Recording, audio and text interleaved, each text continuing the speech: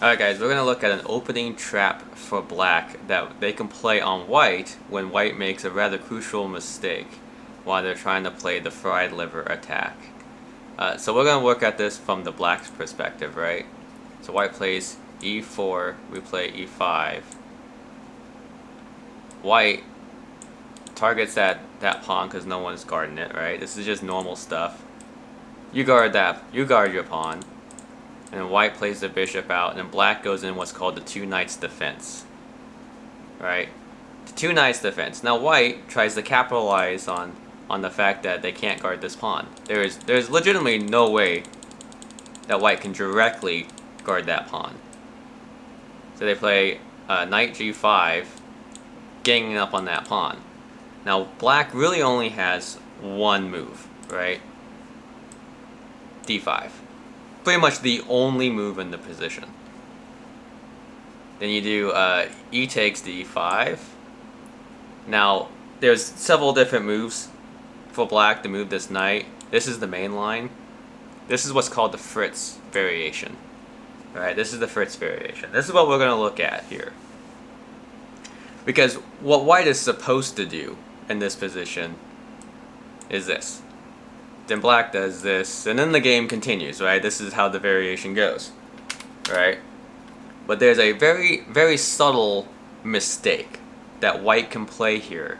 They get tunnel vision. They're so focused on this, and they want to maintain this attack.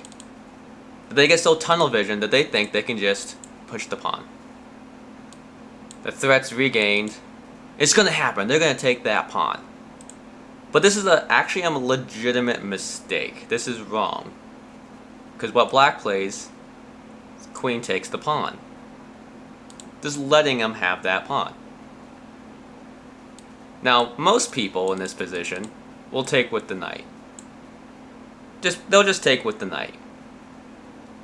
Look at the eval bar. It's shooting up for black. Black is winning. Because black has this very subtle move. Sliding the queen over. Targeting that bishop, right? Right? You think that's the idea? Well, let's just say they just leave the bishop there and take the knight. Is black going to take the bishop?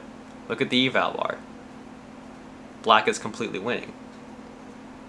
Is it because of the bishop? No. The pawn hangs. Now they're challenging the rook. The rook only has one square. Then you come back with check. Isn't that amazing?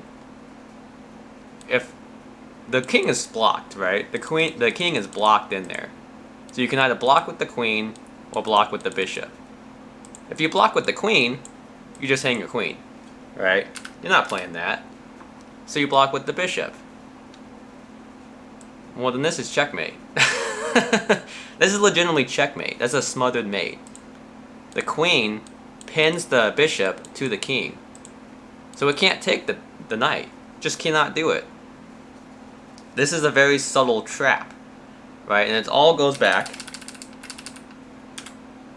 not to there, to pushing that pawn.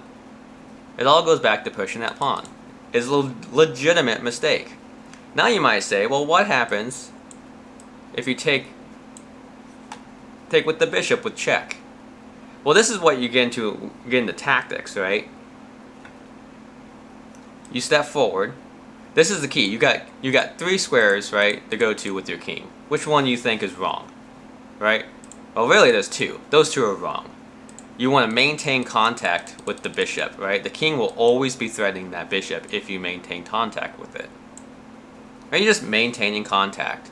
Now, let's say white develops, right? It doesn't really matter what they can do, right? They can develop anything, bring their queen out. It doesn't really matter. But let's just say they bring their knight out. Just develop, right? But here's a very subtle tactic. Push the pawn. Now white has two pieces hanging. Two of them. Two pieces hanging in the position. They're guaranteed to lose one of them. Right? It's just kind of a very subtle mistake. This is a tactical mistake from white. Now it is definitely playable still. White can definitely, in this position, instead of developing their knight, they can just bring their bishop back. Right? Now, black could obviously just take the bishop if they really wanted to. But they could also just develop. They could also just develop. And then black has this huge, huge lead in development, while white is just kind of stuck. Just kind of stuck. As a matter of fact, black can just kick the pieces around. They just kick the pieces around, and then they have this huge advantage. Look how much more developed black is compared to white. I'm sure that's probably not even the right move, bringing the bishop out. But all in all, it's just really pretty dominant for black in this position. But most people are not going to take with the bishop. Most people will take with the knight, which is just devastating. It's just a devastating trap. White could even make an even bigger mistake. They may be like, oh no, my bishop's hanging, and they might tuck it back.